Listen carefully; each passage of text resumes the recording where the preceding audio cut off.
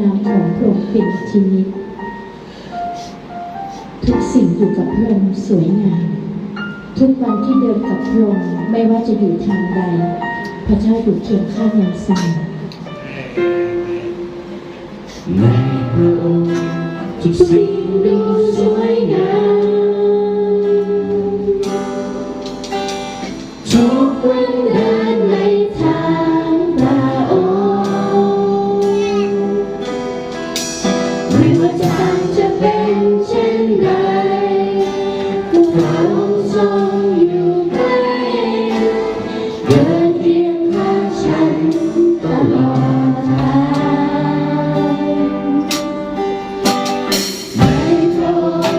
ชีวิตขอพึ่งพาวางทุกสิ่งในพระหัตถ์พระองค์ไม่กังวลว่าจะเรื่องร้ายใดพระองค์ทรงช่วยพ้นภัย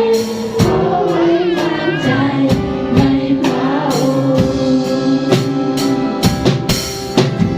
ฉันตามถึงในรักพระองค์ขออยู่ในรักแท้ตลอดไปฉันที่ถูกครอบครองและรักเป็นหัวใจอยู่ในรักที่สวยงามเสมอไป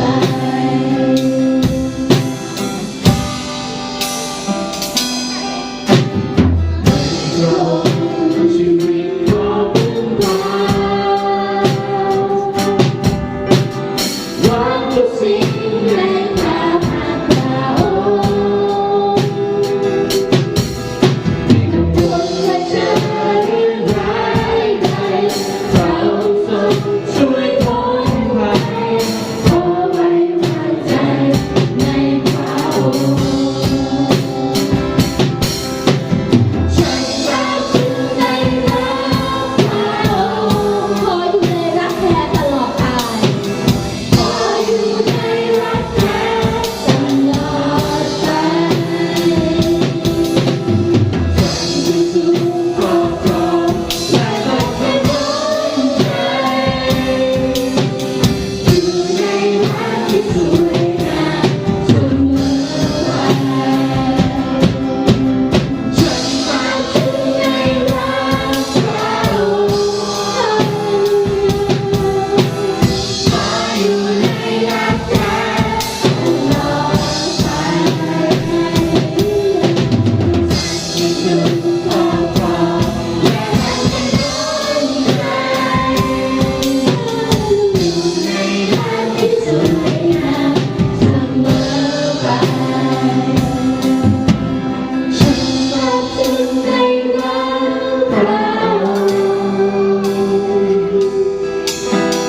ขออยู่ในรักแท้ตลอดไป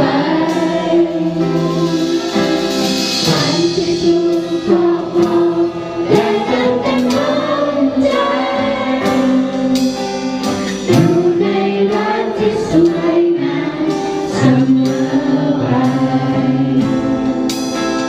อยู่ในรักที่สวยงามเสมอไป